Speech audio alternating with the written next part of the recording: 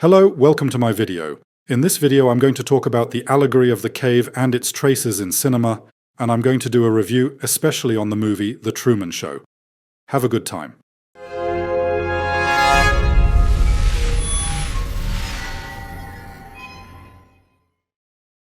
Before explaining the traces of the cave allegory in cinema, let's start with what the cave allegory is. After examining what the cave allegory is in general, I will explain its traces in cinema, particularly through the movie The Truman Show, which I will discuss in this video. Because the movie Truman Show is one of the most suitable movies for cave allegory, and it is also a very high-quality movie, worth watching. 2,400 years ago, Plato, one of the most famous thinkers of history, said that life was to be chained in a cave and forced to watch the shadows reflected on the stone wall. This is what Plato called the allegory of the cave in chapter 7 of his famous book The Republic, where he examines the concepts of justice, reality, and beauty, and imagines an ideal society. According to the allegory, a group of prisoners are locked in a cave from birth with their backs to the entrance of the cave.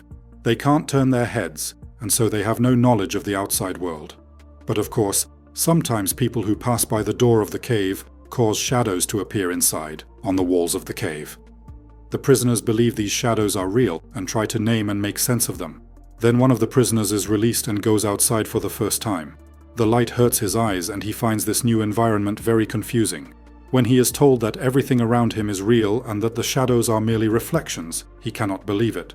The shadows seem clearer and more understandable to him, but gradually his eyes get used to it. He looks at his reflection in the water, he looks directly at the objects, and finally he looks at the sun, the greatest source of light, the greatest source of everything he sees. He runs back to the cave to share this great news, but now that he is used to the outside, he is not used to the cave and has difficulty seeing the shadows on the walls. The other prisoners believe this journey has made him foolish and blind, and they strongly oppose any attempt at release. Plato likens this to the situation of a philosopher trying to educate the public. Most people are not only happy in their ignorance, but also hostile to those who express it. Like Socrates, who was executed by the ancient Greek state for disrupting the social order. Plato, who was his student, in his work The Republic, mostly denigrates the ancient Greek democracy and suggests that philosophers should be in charge. With the allegory of the cave, Plato argues that the people are too ignorant and stubborn to govern themselves. Plato's allegory of the cave has been widely discussed and included in countless readings since then. This is because the allegory can indeed be read in many different ways. More importantly, the allegory is linked to the theory of ideas developed in Plato's other dialogues, which argues that things like roundness and beauty in the physical world, like shadows on a wall, are imperfect reflections of ideal forms. The cave thus raises many fundamental questions: the source of knowledge, the problem of representation, and the nature of reality itself. According to theologians, ideal forms exist in the mind of the creator. For philosophers of language, who see forms as linguistic concepts, this theory expresses the problem of grouping concrete things into abstract expressions, and others still wonder if we can know whether things outside the cave are more real than shadows. As long as we live, can we be sure of what we think we know? One day, a little light can change your most basic assumptions, but the important point here is what we choose after that light: shadows or truth. Think about this question before you easily say truth, of course. Even if this decision costs you your entire environment, your family, your friends. Reality and the external world have been questioned with great curiosity by many thinkers throughout history. These are fictions so fundamental that they are still active in cinema, art, and popular culture today, thousands of years after they were first proposed. In short, the allegory of the cave is one of the most important allegories of ancient philosophy, originated by Socrates in Plato's The Republic. The issue of human enlightenment through education is the main theme of the cave allegory. It is possible to add mystical dimensions to this theme.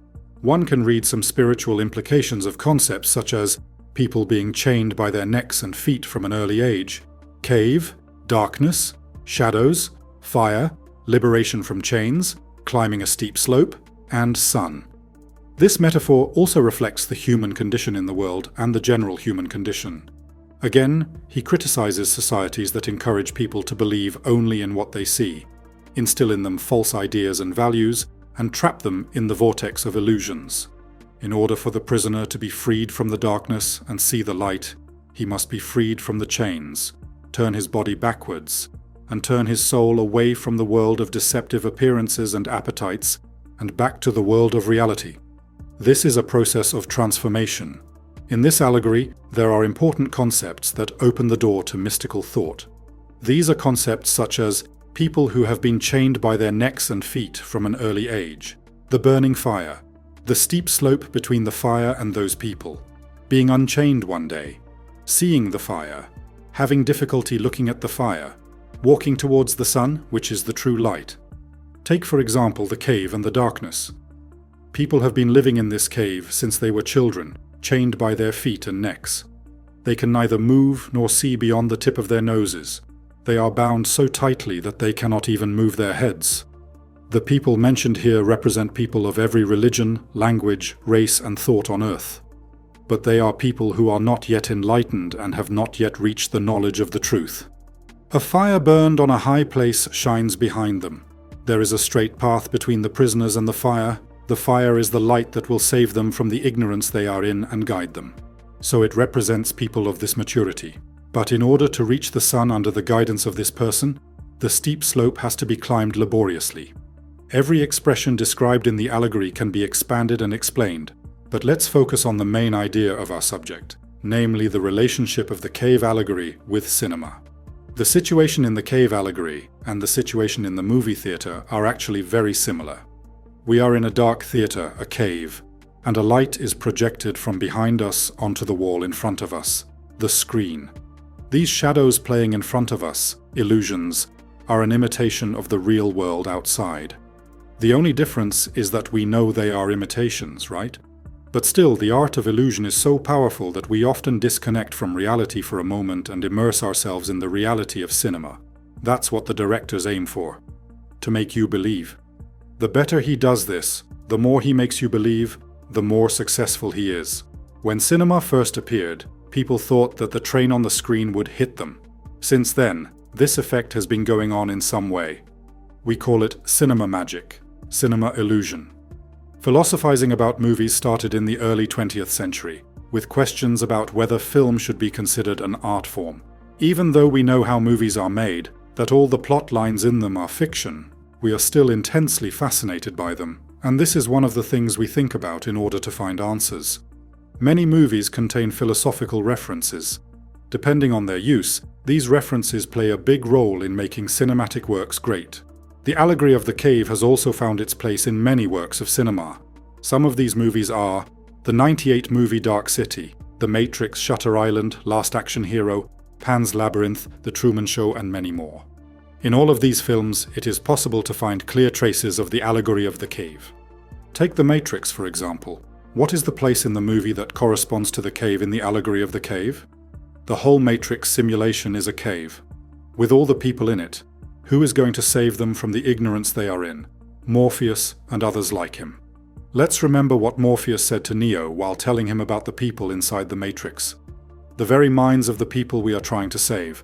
But until we do, these people are a part of that system and that makes them our enemy. Isn't that almost exactly the same as what Socrates said? He talks about how difficult it is to save people who believe in the reality of shadows. Just like the other prisoners in the cave allegory refused to be rescued.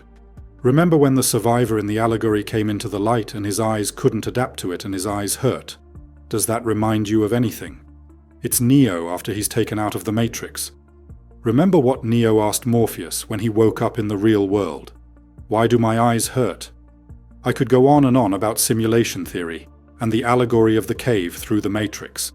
But let's not be unfair to the Truman Show, which is the main subject of this video, right? The Truman Show is an exquisite '98 movie directed by Peter Weir. It's a comedy-drama movie with a legendary performance by veteran actor Jim Carrey. In my opinion, it is a work of great mastery that such philosophical references can be given in such a beautiful way in a comedy movie. In Truman Show, we see both Descartes' famous evil demon analogy and the allegory of the cave together. What did Descartes say in his work, Meditations? Imagine that there is an evil demon who makes us believe that the false reality around us is real. In such a situation, how would we know whether reality is real or not? This is exactly what happens in The Truman Show. The character played by Ed Harris The creator of this whole fiction is Descartes' evil demon. The equivalent in the allegory of the cave is the puppeteer. He created a false reality for Truman, a world where his whole life, from birth onwards, is just a television program for the rest of the world. A huge studio has been prepared for this fake world, big enough to be seen from space, and in this fake world, he lives a life that seems normal, just like in the real world. Everyone knows they are in a television program except Truman.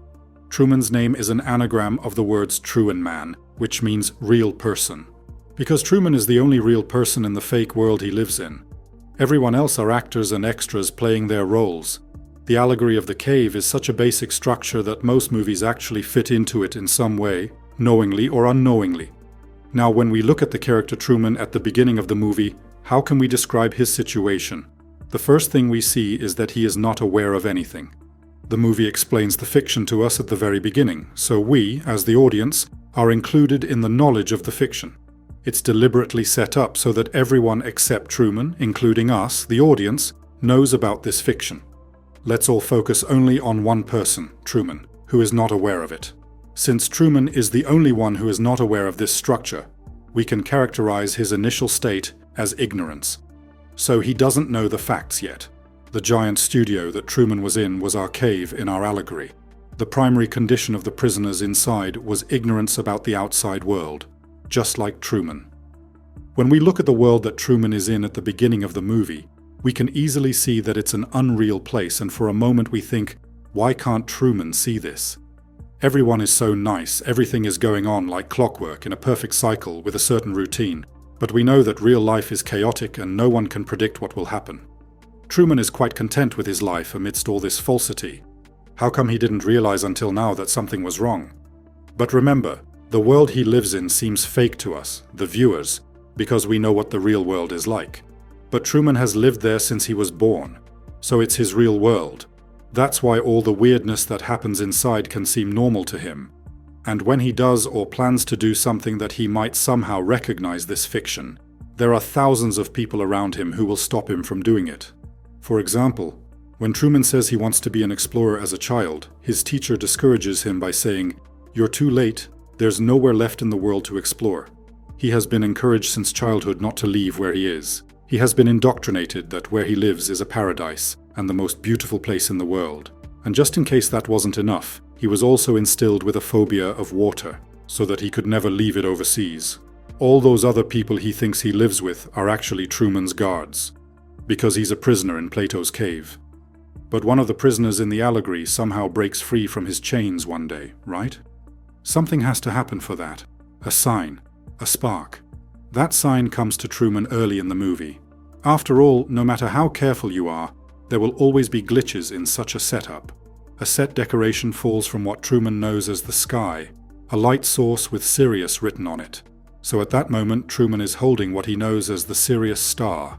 At this stage, our character doesn't realize all this immediately, of course, but once a little doubt enters into a person, there is no turning back. Remember how Morpheus described it in The Matrix like a splinter in your mind. And it was with this sign that Truman began to question the reality of the world he lived in. This scene is the call to adventure in the hero's journey formula. The part where the hero receives a message, usually mysterious, a breaking point. From this point on, the hero leaves his ordinary world and has many adventures. At the beginning of the movie, we see the inscription 10,109 days. That means that Truman has been in the show for 27 years. Now, one of the first questions that comes to mind is, right, how come Truman didn't realize it until now? This question is also asked to the creator of this fiction in the movie, and he gives this important answer. Man accepts the reality of the world presented to him, it's that simple. Does this statement remind you of something? Yes. One of the sentences in the cave allegory is, "In the eyes of these men, reality can be nothing but the shadows of artificial objects," right? In fact, the following version is more appropriate. Such people undoubtedly believe that there is no reality beyond the shadows of handmade puppets. These points are the clearest traces of the cave allegory in the movie. Now we see in movies like The Matrix, like The Truman Show, that the fake world that is created actually looks more beautiful than the real world, and in fact it is. The real world, or the knowledge of the truth, does not come through rosy paths. One has to go to great lengths to reach it. Think of Neo's situation after he comes out of the Matrix. While in the Matrix, he is lying in his nice warm bed. In the real world, he is lying in a place like this. In such structures, we want to emphasize that truth and reality have a price. If we go back to Truman's situation, in fact, with a few exceptions, everyone is a spectator to the situation he is in. That's the point of the show, to be a spectator. For me, this is one of the messages the movie wants to give. Truman's life is being stolen from him in front of the eyes of millions of people. His emotions are being manipulated. All the events and feelings he experiences are being manipulated. His right to make decisions is being taken away from him, and everyone else is watching this with pleasure in front of their television sets. But the only person who really loves and cares about her, a character named Sylvia, is her ticket out of this captivity. The dialogues between Sylvia and the creator of the program are very important. What right do you have to take a baby and turn his life into some kind of mockery? Don't you ever feel guilty? I have given Truman the chance to lead a normal life. He's not a performer, he's a prisoner. Look at him, look at what you've done to him. He could leave at any time. This is one of the most wonderful parts of the movie for me. Think about it. Christoph's right? Truman could get out if he really wanted to get out, right? Of course, they're going to do everything they can to keep him in, but as we said, the truth is a difficult and laborious path. And the allegory of the cave was the upward path, wasn't it?